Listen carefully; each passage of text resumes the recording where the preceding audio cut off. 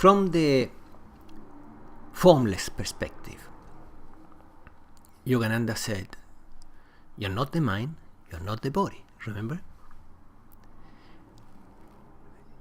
The purpose of yoga is to realize that you're not the mind nor the body. So what are you? If you're not the mind and you're not the body. You could say, well, I am the soul. But Yogananda said that the astral beings, eventually they shed the astral body and they move to the causal world.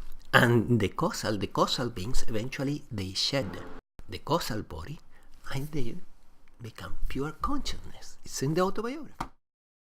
The story where Sri Yukteswar meets Yogananda after death.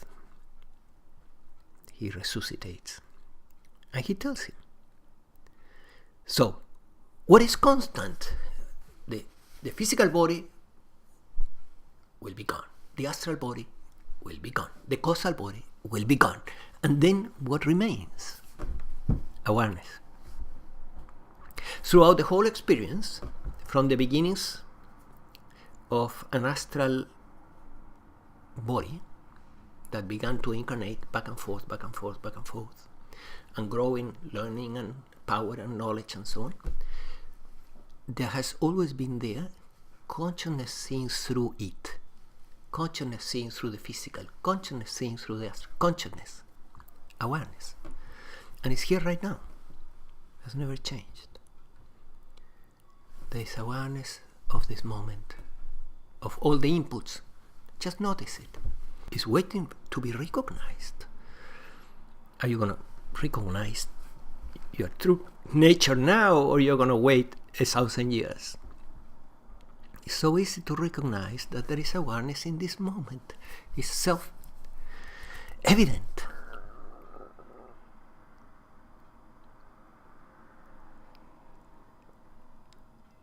But it's undifferentiated.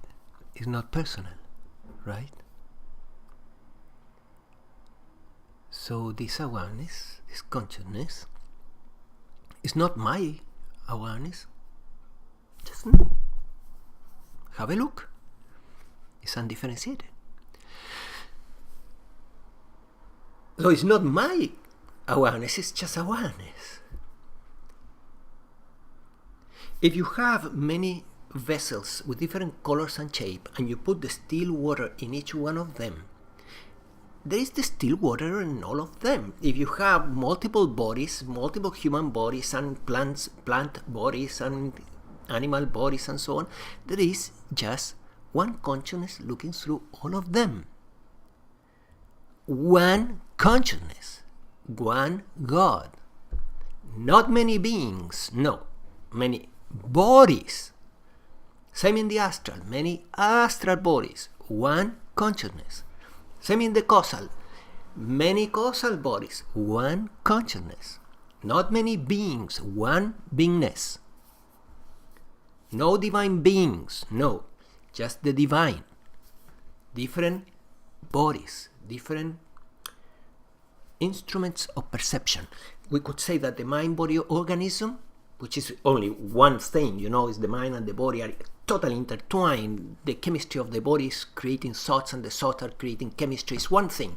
So the mind-body organism is an organ of sensory perception for awareness, for consciousness.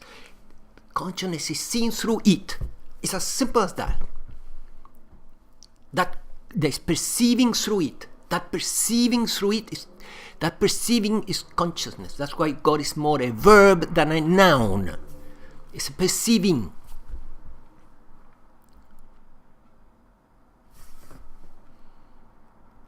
So Yogananda said, you're not the body, you're not the mind. What are you then? You're consciousness. Of course, you're the perceiving. You're not the ego, he said. Of course, you're not the ego. The ego is a bunch of thoughts and ideas. You start with somebody asks you, who are you? And then you start, I am so-and-so, I am American, I am an engineer, I am a secretary, or I am a woman or a man. I am tall or short. I am, and you put a list, of 100. I am this. Put it in a basket. That's the ego.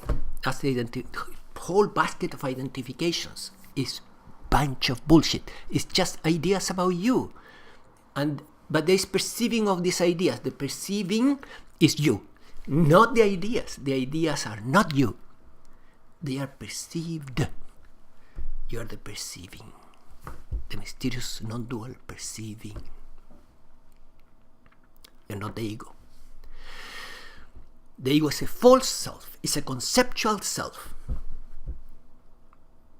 Created also by language, because language always needs a subject to have a verb and then an object.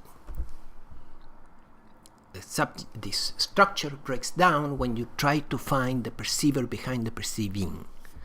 You say, oh, there should be a perceiver behind the perceiving of this moment. No way. You will not find it. You do an introspection, you look within, you look, and there is no perceiver. There's perceiving only. There are many ideas about you that are perceived. There's perceiving, and there is perceived of many ideas about you and no perceiver. Look for the perceiver right now.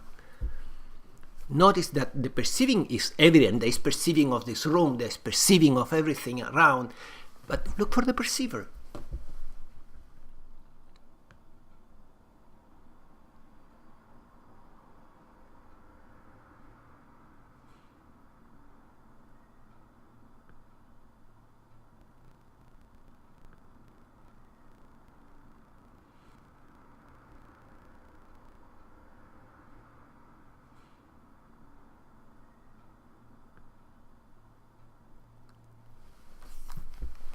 It's a story of the language, which means something very interesting. If the perceiver is not there, there's just perceiving and is non-dual, it means that you don't exist. At least not as the way you thought, as this human being called Gian here, no. Or some little consciousness separated from the one consciousness, right? A little consciousness, a little bundle of consciousness that is unique and is seeing the world separated. No, it's not such a thing.